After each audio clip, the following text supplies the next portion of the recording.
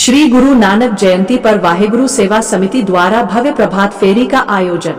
अकोला वाहेगुरु सेवा समिति की ओर से श्री गुरु नानक देव जी की जयंती के उपलक्ष्य में भव्य प्रभात फेरी का आयोजन किया गया। प्रभात फेरी में समिति के अध्यक्ष हरीश परवानी, कोडूमल चावला, हरीश माखीजा, गिरधर टकरानी, अशोक बुदानी, गोपाल दास कटारिया, हरीश चौधरी सहित अनेक कार्यकर्ताओं ने सक्रिय रूप से भाग लिया और आयोजन को सफल बनाया। संपूर्ण सिंधी समाज ने प्रभात फेरी में भाग लेकर गुरु नानक देव जी के उपदेशों को याद किया और नगर में शांति, प्रेम व एकता का संदेश दिया।